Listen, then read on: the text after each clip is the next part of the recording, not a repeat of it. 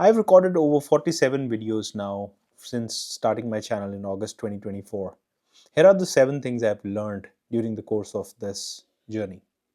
Lesson number 1, which I've learned, is that video editing is a huge time suck. It takes a lot of time to get your video editing. I'm not talking about the learning curve associated with video editing, but in general, assume that you are a decent video editor. For example, I've now done enough work in CapCut and iMovie that I can edit my videos.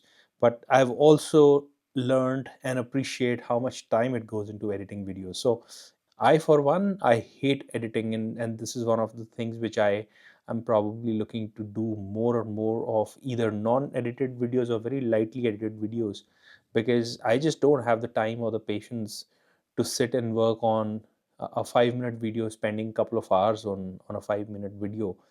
The second learning I've had is that broader topics tend to do extremely well in comparison to technical or very niche type of topics until you find your tribe.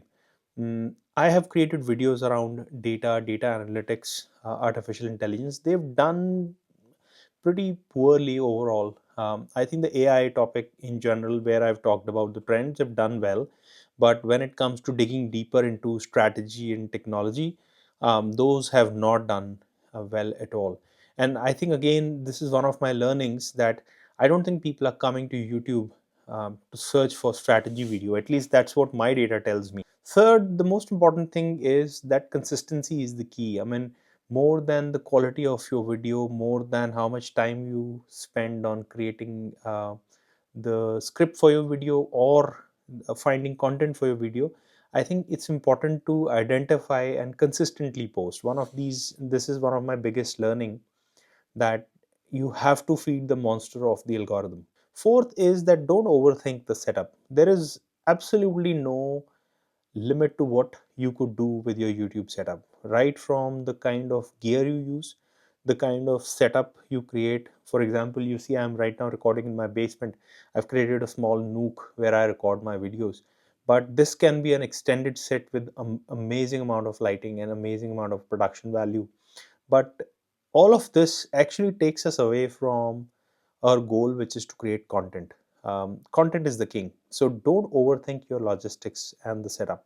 Fifth learning is that I've also seen people kind of create an image of their own self on YouTube. And again, that's fine if the persona they want to convey, but authenticity is the key.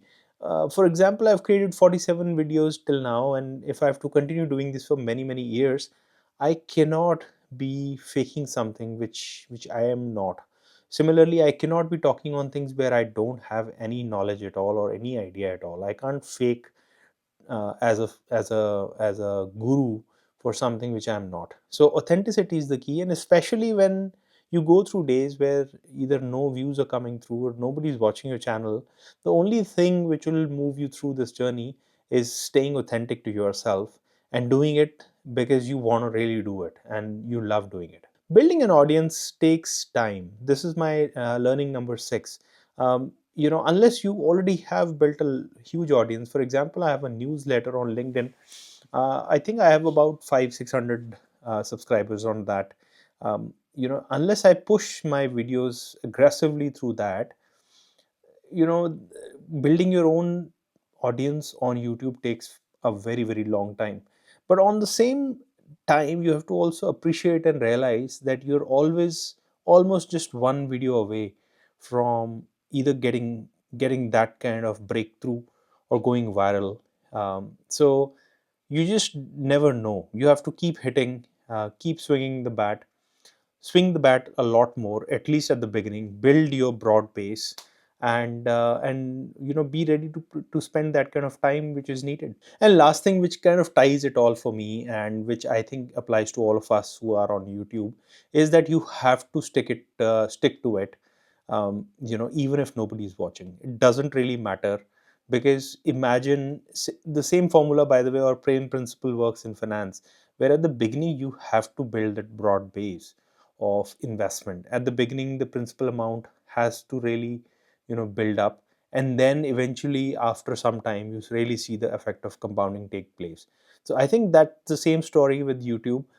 unless you have a breakthrough at the beginning, the biggest way to grow on YouTube is to build a base for yourself, create enough and interesting content which is solving value and solving problems for people, and hopefully, you get discovered in process of one or two of your videos really breaking through, and kind of bringing you to the light where somebody realizes that you have a lot of good content out there. And that's how I think I've seen a lot of YouTubers grow as well.